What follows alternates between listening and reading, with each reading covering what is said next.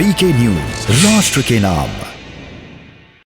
तो ब्रेक के बाद आपका स्वागत है। सवाल देश का है में आज हम बहस ये कर रहे हैं कि प्रशांत किशोर ने जो कांग्रेस को लेकर और राहुल गांधी को लेकर जो बात की है उसके राजनीतिक मायने क्या है, और क्या अचानक से प्रशांत किशोर भारतीय जनता पार्टी की तारीफ में कसीदे पढ़ने लग गए हैं और कांग्रेस पार्टी के खिलाफ खुलकर मुखर हो गए हो। चाहे हम पिछले दिनों के उनके बयान देखें, लखीमपुर खीरी के बाद उन्होंने बयान दिया हो, या अभी उन्होंने गोवा में कहा जो बात कही हो, वो टीएमसी के लिए फिलहाल काम कर रहे हैं और वो एक मिशन मोड में जुट गए। कांग्रेस के कई बड़े नेताओं को वो टीएमसी में इन दिनों शामिल भी करवा रहे हैं। सुष्मिता देव से जो सिलसिला शुरू हुआ था, वो लुइजिनो फलेरो गोवा के जो कांग्रेस के बड़े नेता रहे, पूर्व मुख्यमंत्री रहे, उनको उन्होंने 2 दिन पहले ही टीएमसी में शामिल करवाया है और इस मोर्चे पर वो जुटे हैं कि टीएमसी को एक राष्ट्रीय पार्टी के तौर पर स्थापित किया जाए। हमारे साथ शिल्पी जी समाजवादी पार्टी से, वो ब्रेक से पहले कुछ कहना चाह रही थी। मैं आ रहा हूं सरकार जी आपके पास। संजय सरकार जी, पहले मैं शिल्पी जी को मौका देना चाहूंगा, कुछ कहना चाह रही थी ब्रेक से पहले। जी शिल्पी जी।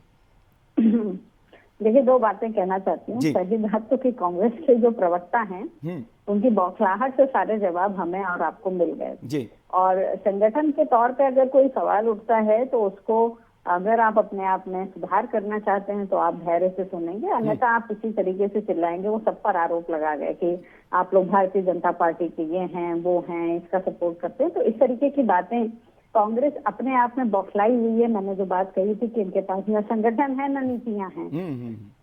ऐसे में उसके बाद दूसरी बात ये कि हर एक पार्टी के प्रवक्ता ने ये कहा कि प्रशांत किशोर तो पैसे लेकर ये काम करते हैं। बहुत अच्छी बात है। मैंने इसलिए भी नहीं कहा, और शायद मैं भी कह देती कि हमारी पार्टी ने अभी तक प्रशांत किशोर की सेवाएं नहीं ली हैं। लेकिन उन्हीं लोगों से मेरा एक सवाल ये भी है कि ऐसी क्या बात है कि आप लोगों से राजनीति अपने दम पर नहीं होती और आपको प्रशांत किशोर की जरूरत पड़ती है। पैसे देकर आप स्ट्रैटेजिस्ट के रूप में प्रशांत किशोर को स्टैंड करते हैं और उसके बाद जब वो किसी दूसरी पार्टी को अपनी, भाई आप कह रहे हैं प्रोफेशनल है, अगर वो प्रोफेशनल हैं तो फिर आपने उनको हायर क्यों किया था? इसका मतलब उनके पास जो भी कुछ है, जो भी उनका प्रोफेशन है, उनकी जो काबिलियत है वो वाकई विचारणीय है, तभी आप उनकी सर्विसेज हायर करते हैं।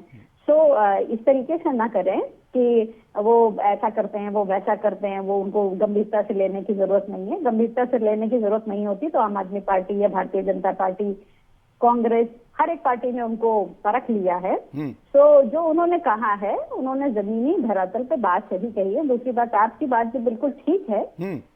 इस समय वो टीएमसी के लिए काम कर रहे हैं तो जाहिर बात है वो टीएमसी के लिए माहौल बना रहे हैं। और जब तक वो जनता के बीच में ये भगदड़ नहीं मचा लेंगे कि कांग्रेस का अस्तित्व खत्म हो रहा है, तब तक वो एक भारतीय जनता पार्टी के मुकाबले एक मजबूत विपक्ष खड़ा नहीं कर पाएंगे। गोवा में थे, आपने खुद बताया कि गोवा में बहुत सारे कांग्रेसी नेताओं को उन्होंने दर से इधर किया है। तो मुझे नहीं लगता कि प्रशांत किशोर को हम इतना लाइटली लें। दूसरी बात कि नहीं शिल्पी जी, मेरा सवाल आपसे ये भी है, आपने बिल्कुल सही कहा कि प्रशांत किशोर को इतना लाइटली नहीं लेना चाहिए, लेकिन उत्तर प्रदेश में भी वो जमीन अपनी तैयार कर रहे टीएमसी की। ललितेशपति त्रिपाठी को उन्होंने शामिल कराया पार्टी में, और भी कहा जा रहा है कि जो बड़े कांग्रेसी है उत्तर प्रदेश के, वो उनके टारगेट पर है। बातचीत चल रही है, चुनाव से पहले वो अपना मजबूत संगठन वहां उन कांग्रेस के पूर्व नेताओं के सहारे बनाकर आपको ही चोट पड़ेगी, क्योंकि भारतीय जनता पार्टी को नुकसान होगा नहीं।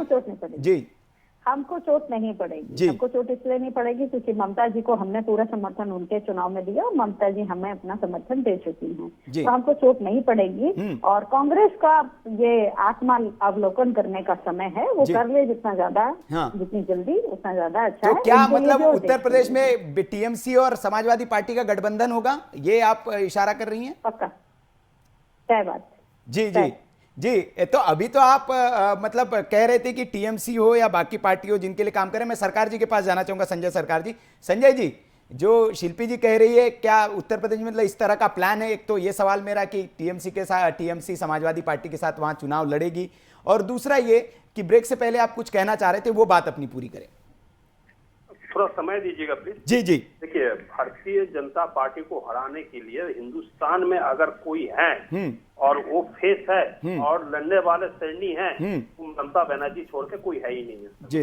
और पूरा हिंदुस्तान में दिशा एक ही आदमी दिखा सकते हैं, वो ममता बनर्जी। इसमें कोई दो राय नहीं है कि अखिलेश जी को साथ में दीदी को बहुत अच्छा रिलेशन है, बहुत अच्छा रिलेशन है, राजनीतिक रिलेशन और फैमिली रिलेशन दोनों है। अगर कोई कोई भी मतलब ये जरूरत पड़ता है उत्तर प्रदेश में तृणमूल कांग्रेस के लिए, हम लोग उनको समर्थन करने के लिए बाई मतलब ये रोड में भी समर्थन करेंगे और घर में भी, रास्ता में भी और गली में भी हम उसको समर्थन करने के लिए हम जाएंगे। हम इसको पहले 21 जुलाई में हम लोग वहां पर पार्टी का प्रोग्राम किया, बहुत बड़े प्रमाणिक में आदमी आया था, जनता जोड़ने चाहते हैं। हम देखे हैं जनता को जो इच्छा है भारतीय जनता पार्टी और योगी और मोदी को खिलाफ पूरा जनता तरस रहा है वहां पर। हम देखे हैं वहां पर 18 घंटा तक उत्तर प्रदेश में बस्ती, मऊ, बदायूं वहां पर बिजली नहीं रहता है, सड़क का क्या हाल है वहां पर। कोई भी आपको सहारनपुर से टुवर्ड्स उत्तराखंड की तरफ जो रास्ता है, हरिद्वार का रास्ता इतना खराब हुआ है, वहां पर गड्ढा मंत्री बोलते हैं योगी आदित्यनाथ को। हमने देखा है स्कूल बोलते, स्कूल में कुछ अच्छा पढ़ाई नहीं होता है। संडीला इंडस्ट्रियल एस्टेट जहां पर पूरा इंडस्ट्री खत्म हो चुका है, कानपुर में इंडस्ट्रियल एस्टेट पूरा बंद हो चुका है। टेनारी एक समय में एशिया का सबसे बड़े इंडस्ट्रियल एस्टेट माना जाता था वहां पर। लेकिन संजय जी, मैं माफी के साथ टोकना चाहूंगा आपको। मेरा सवाल यह, आपने कहा बिल्कुल कि उत्तर प्रदेश में बहुत जनता त्रस्त है और आपके जो भी आंकलन है आपने देखे, लेकिन आपको लगता नहीं कि उत्तर प्रदेश की जो राजनीति है वो कुछ अलग ही दिशा में जा रही है? आपके आम आदमी पार्टी के नेता देखिए, एक वक्त तो कहते थे कि उनकी नानी उनको कहा करती थी कि भैया जहां पर मस्जिद गिराकर मंदिर बनेगा वहां पर राम भगवान तो रह नहीं सकते। अब उसी राम मंदिर में जाके वो माथा टेक रहे हैं। और राशिद अल्वी साहब कांग्रेस के, उन्होंने बयान दिया कि भारतीय जनता पार्टी ने नेताओं को मजबूर कर दिया है कि मंदिर जाएं और राजनीति धारा को मोड़ दिया है। अब ममता बनर्जी की छवि तो आपको पता है, वो एंटी हिंदू वाली उनकी छवि बन गई है बंगाल में, जिस तरह से हिंदुओं पर अत्याचार करने की खबरें आती है। तो क्या आपको लगता है कि ममता जी एक बड़ा चेहरा बनकर पूरे देश में नेतृत्व कर पाएगी, जो आप कह रहे हैं? जी भाई साहब मैं आपको बताता हूँ, बंगाल में हम लोग 48% वोट में 48% वोट मिला है, 23% मुस्लिम वोट, 25% हिंदू वोट मिला मेरे को, 48% वोट मिला है। ठीक है, मैं आपको जो प्रतिशत के हिसाब बता रहे हैं, तो अगर 25% नहीं, बंगाल की बात तो अलग है सर, मैं देशव्यापी बात कर रहा हूँ। देश में तो ममता जी की छवि यही है कि वो एंटी हिंदू है, वो हिंदुओं की बात नहीं करती है, बंगाल में हिंदू प्रताड़ित है। ये तो एक नैरेटिव और एक छवि तो बनी हुई है ना। हिंदू है ना मुसलमान है, इंसान का औलादा में इंसान है जी, यही हम कहने चाहते हैं आपको। जी, हम हिंदू है ना मुसलमान। और भारतीय जनता पार्टी जो बोल रहे हैं ना, 5 लाख करोड़ रुपया बैंक घोटाला हुआ, नीरव मोदी ने बोला लंदन कोर्ट में खड़ा होके 35% मेरे जेब में आया, 65% भारतीय जनता पार्टी को जेब में किया है। आपको मैं बताता है, बैंक सेक्टर में दो बैंक का प्राइवेटाइजेशन करने के लिए ऑलरेडी नोटिस हो गया। Indian overseas bank of Maharashtra, BSNL 40,000 crore रुपया लॉस कर चुके हैं, बीपीसीएल 12,000 करोड़ रुपया लॉस कर चुके हैं, कोल इंडिया का जितना सब्सिडी है उसको सब बेचने के लिए तैयार हो गया है। 3 पीएसयू बंगाल में थे, मैं आपको बता रहा है, bridge and roof, Durgapur alloy steel और बेंगोल केमिकल, जो आचार्य प्रफुल्ल चंद्र राय ने 1904 में 12 अप्रैल में उसको स्टेब्लिश किया था 700 रुपया देके। इंदिरा गांधी को बहुत बड़ा महत्व था, उसको गवर्नमेंट को अंदर में लेकर आया था, उसको भी बेचने के लिए तैयार हो गया। और आप देख रहे हैं जितना यार इंडिया को ऑलरेडी टाटा को हाथ में बेच दिए हैं, ये देश को बिक रहे हैं, सबसे बड़े करप्टेड सरकार है। अच्छा, भारतीय जनता पार्टी के प्रवक्ता आपको जवाब देना चाह रहे हैं।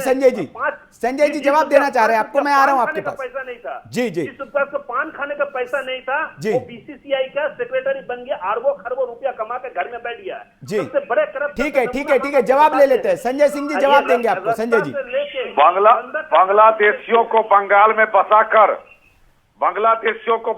बसाकर मस्जिद घूमकर मुस्लिम तुष्टीकरण की राजनीति करने वाली ममता बनर्जी आज जिसके सारे मतलब आधे से ज्यादा विधायक पिछली बार आज भी शारदा घोटाले में फंसे हुए, घोटालों की बात करते हुए इनको शर्म नहीं आती है। और आज ये भारतीय जनता पार्टी सरकार के ऊपर आरोप लगा रहे। नीरव मोदी ने क्या इनको कोर्ट में आके बोला? अगर कोर्ट में बोला तो उसका जांच हिंदुस्तान में क्यों नहीं हुआ? पहली बात, भारतीय जनता पार्टी बंगाल में लूज नहीं की है। भारतीय जनता पार्टी 3 सीट से 83 सीट पर पहुंची, वहां पर लूज नहीं की है, वहां हमने गेन किया है। और रही दूसरी बात, ये जो सपना है हर कोई देखता है कि हमें देश का प्रधानमंत्री बनना है, मुस्लिम तुष्टीकरण के अग्रणी नेता के रूप में ममता बनर्जी का नाम जाना जाता है। पहले ये तय कर ले कि मुसलमान ममता बनर्जी के साथ रहेगा या समाजवादी पार्टी के साथ रहेगा, क्योंकि ये दोनों की दोनों पार्टियां मुस्लिम तुष्टीकरण के नींव पर काम करती है। किसी का हम विकास का तुष्टीकरण करते हैं, आप जैसे नहीं करते। बंगाल के अंदर कितनी फैक्ट्री लगवाई आपने? बंगाल के अंदर कितनी फैक्ट्री लगवाई आपने? टाटा को आपने भगाया वहां से, टाटा को आपने भगाया। कितना सरकारी फैक्ट्री लगाया आपने? कितने सरकारी हॉस्पिटल बनवाए आपने? आपका इकोनॉमिक ग्रोथ कितना है? आपका जीडीपी कितना है? आपका नक्सलवार कितना हो रहा है? कैमरी का जो गाड़ी का कंपनी है, नक्सलवार में कितने लोग मारे गए? आप इसका इतिहास बताइए। 8,500 से ज्यादा लोग नक्सलवार में बंगाल में मारे गए, और ये प्रवचन दे रहे बैठ के। ममता बनर्जी को कहिए मुंगेरी लाल का हाथी सपना न देखे। संजय जी एक एक करके बोले, हम जनता समझ नहीं पा रही, एक एक करके। संजय जी, शिल्पी जी भी कुछ कहना चाह रही, मैं आ रहा हूँ, सब लोग इकट्ठे बोलेंगे तो बात नहीं हो पाएगी। संजय जी 50% आदमी को नौकरी मिला। अरे हिंदुओं को मार मार के तो आपने चुनाव जीता है, हिंदुओं का कत्ल करके आपने चुनाव जीता है। आपकी सुनो मेरी बात। अरे आप बांग्लादेशियों को फंसा के चुनाव जीते हो। आपने पूरे बंगाल के अंदर एक पूरा अपना फंड जुटा रखा है। संजय सिंह और संजय सरकार दोनों से गुजारिश है, राष्ट्र विरोधी हरकत है ममता बनर्जी की। पूछे तो बोखला गया, सवाल पूछे तो कोई बौखलाहट नहीं है, कोई बौखलाहट नहीं है। राष्ट्र विरोधी हरकत करके ममता बनर्जी को आपने रखा है। जुलाई से 2020 के जुलाई से 2020 का दिसंबर तक 1,20,000 आदमी को नौकरी मिला। शारदा घोटाले भूल गए क्या? कितना बड़ा मिनिस्टर, शारदा घोटाले भूल गए? नहीं ऐसे बहस नहीं हो पाएगी, ऐसे बहस नहीं हो पाएगी। संजय जी अपनी अपनी बारी बोले। संजय जी मुझे फेडर डाउन करना पड़ेगा सर, मुझे फेडर डाउन करना पड़ेगा, मजबूरन फेडर डाउन करना पड़ेगा। संजय सरकार जी आपका फेडर डाउन करना पड़ेगा। एक एक करके अपने बारे में बोले सर, एक एक अपने अपनी बारी में। देखिए मैं अपनी बारी में बोलना चाहता हूँ। जी संजय जी मैं आ रहा हूँ आपके पास, आ रहा हूँ, एक मिनट आ रहा हूँ। सुनने की क्षमता नहीं है। नहीं आ रहा हूँ संजय जी, मैं आ रहा हूँ। संजय सरकार जी मैं आ रहा हूँ, आपको मौका दिया मैंने, अपनी अपनी बारी में बोले। गुजरात में संजय जी मैं आ रहा हूँ आपके पास। संजय सरकार जी आपका फेडर में डाउन करूंगा, अच्छा नहीं लगेगा। आप वरिष्ठ नेता है सर, टीएमसी के वरिष्ठ नेता है। संजय जी का फेडर डाउन किया जाए, संजय जी का फेडर डाउन किया जाए। मैं आ रहा हूं आपके पास। राज जी मैं संजय जी आपके पास आता हूं। संजय पहले मैं राज जी के पास जाना चाहूंगा। राज जी जिस तरह का देखिए टीएमसी की क्या रणनीति है, प्रशांत किशोर के साथ वो क्या रणनीति बना रही है? सर बिल्कुल इनके कान में मेरे बज रही है, डबल इनकी। जी संजय जी, संजय जी का ऑडियो ठीक किया जाए। संजय जी का फोन मुझे लगता है डिस्कनेक्ट करना पड़ेगा इनका, दोबारा लगाइए फोन इनको संजय जी को। राज जी कहिए। जी राज जी बोलिए। मेरा सवाल ये था राज जी आपसे, आवाज आ रही है आपको? राज जी आवाज पहुंच रही है? सुनाई नहीं दिया जी राज जी मैं ये समझना चाह रहा था कि जिस तरह से टीएमसी पार्टी की क्या महत्वाकांक्षा है, ये किसी छिपी नहीं है और कांग्रेस का विकल्प बनकर वो राष्ट्रीय फलक पर आना चाहती है। लेकिन जिस तरह से ममता बनर्जी की एक छवि है, पश्चिम बंगाल में क्या हो रहा है और किस तरह से उसको प्रेजेंट भारतीय जनता पार्टी कर रही है, किसी छिपा नहीं है। क्या होता है, किस तरह की तस्वीरें आती है, सोशल मीडिया का जमाना है, छुपाने की कितनी भी कोशिश की जाए हम छुपा नहीं सकते। क्या लगता है उसके बाद ममता बनर्जी को जो एक राष्ट्रीय नेता बनाने की कोशिश की जा रही प्रशांत किशोर की ओर से, क्या यह कोशिश टीएमसी की और क्या मोदी के विकल्प के तौर पर ममता बनर्जी को लाया जा सकता है, केंद्र में वो टक्कर दे सकती है? जिस तरह से कहा जा रहा है कि अकेली वही नेता है जो मोदी को टक्कर दे सकती है। राज जी। और हर मैच जीतने वाला नहीं होता, और हर प्लेयर जो भी, चाहे वो वर्ल्ड का नंबर 1 प्लेयर हो, हर मैच में सेंचुरी नहीं बनाता, ये सत्य है। और ये काट की हांडी कहते हैं कि एक बार चढ़ती है और शायद उसके बाद दोबारा नहीं चढ़ती। हो सकता प्रशांत किशोर जी के बारे में मैंने जरूर आपको बताया कि राजनीति में उनको राजनीति का तरक्के कहा जा रहा है, जो भी कहा जा रहा है, लेकिन बंगाल में जो हुआ पूरा देश जानता है क्या हुआ। जो खून खराबा हुआ वहां पे जिस प्रकार से हुआ, उसके बाद आपने देखा होगा कि ममता बनर्जी को एक मामूली सी चोट लगी थी, पूरे देश में जाना और सब उसके अनुभूति की सबकी, लेकिन उस चोट को लेके जो रणनीति बनाई गई, जो वोट परसेंटेज भाजपा की तरफ जा रहा था, वो एकदम इधर की तरफ स्वाइप कर दिया गया, इधर की तरफ कर दिया गया। वो क्यों हुआ आपको मालूम है? इसी वजह से हुआ। वो वोट शेयरिंग जो है सारी पार्टियों को इकट्ठा करके एक तरफ कर दिया गया, और वही ममता बनर्जी जो चोट के ऊपर, व्हील चेयर के ऊपर चढ़ती रही, जैसे ही इलेक्शन आया खड़ी हो गई, मतलब अपने बलबूते पे खड़ी हो गई, अपने पांव पे खड़ी हो गई। तो इसका मतलब सब पूरी दुनिया ने देखा, पूरे देश ने देखा, हर किसी ने देखा क्या हुआ। तो इसका मतलब यही होता है, काठ की हांडी जो होती है एक ही बार चढ़ती है और शायद दोबारा ना चढ़े। प्रशांत किशोर जी हो सकता है बड़े अच्छे रणनीतिकार हैं। नहीं राजीव, ममता जी वहां से चुनाव हार गई थी, फिर चुनाव जीत कहां पाई थी वहां से? बिल्कुल बिल्कुल, देखिए वहां से चुनाव हार गई थी। वो आपने देखा कि वही भाजपा का केंद्र था, जहां भाजपा के ऊपर जो, देखिए चुनाव हारना जीतना ये सब ठीक है, लेकिन फिर भी पूरे देश में आज वो जो भी, देखिए सुनील जी आज जो भी रणनीति बना रहे हैं, प्रशांत किशोर जी रणनीति बना रहे हैं, उनको तैयार कर रहे हैं और बड़ी सारी पार्टियों को इकट्ठा कर रहे हैं। जिस प्रकार से समाजवादी पार्टी भी है, उसमें शिवसेना भी है, उसमें एनसीपी भी है, बहुत सारी पार्टियों को जा जाके इकट्ठा कर रहे हैं, क्योंकि जो पीछे बैकग्राउंड पे है, जो रणनीति के सूत्रधार हैं वो शरद पवार जी, जिनके साथ उनकी इतनी बड़ी मीटिंग हुई, जिन्होंने आगे उनको आगे लाने के लिए उनको बोला। इस प्रकार से ही आप मोदी को पराजित कर सकते हैं। चलिए राज्य, समय की बहुत कमी है। मैं शिल्पी जी से एक आखिरी कमेंट सबसे एक शिल्पी जी, आप कुछ कहना चाह रही थी ब्रेक से पहले, बस संक्षिप्त में बोलिएगा। नहीं, मैं कुछ और, मेरी एक डिबेट थी, मैं वो कहना चाह रही थी कि नेक्स्ट मेरी डिबेट है, मुझे फ्री कर देंगे जी। और अभी तो खेला है, जो बंगाल में खेला था, यहाँ खदेड़ा होगा और हम उसके लिए तैयार हैं। मैं कहना ये चाह रही थी, भारतीय जनता पार्टी के प्रवक्ता जो कह रहे थे कि इतने हिंदुओं के कत्ल हुए, तो 7,500 फर्जी एनकाउंटर उत्तर प्रदेश में भी हुए हैं और उसका जवाब भी भारतीय जनता पार्टी को देना पड़ेगा। संजय सिंह जी जवाब दीजिए, कह रहे हैं कि खेला होगा, खदेड़ा होगा उत्तर प्रदेश में। राक्षसों को मौत का घाट माँ दुर्गा ने भी किया था। राक्षसों का मौत का घाट माँ दुर्गा ने भी किया था। रावण को तेज धनुष से भगवान राम ने भी मारा था, लेकिन राम भक्तों को मोहन सिंह ने मारा था। ये बात याद रखिएगा, राम भक्तों को मुलायम सिंह ने मारा। चलिए विषय से हम लोग भटक गए हैं। बाकी आप तमाम मेहमानों का बहुत बहुत शुक्रिया। समय की मेरे पास कमी है, इतना ही समय आपके माफी के साथ आप लोगों को मैं समय नहीं दे पा रहा हूं, समय की कमी है और मजबूरी है। लेकिन सवाल देश का है में आज जिस पर हमने सवाल उठाया और जिस पर हमारी सारी बहस थी, वो बहस के शुरुआत में ही बहस छोड़कर चले गए। भागना शब्द नहीं कहूंगा मैं उनके लिए, हालांकि किया उन्होंने वही है, लेकिन इस शब्द का इस्तेमाल नहीं करूंगा कि वो बहस छोड़कर भागे, लेकिन बहस छोड़कर चले गए।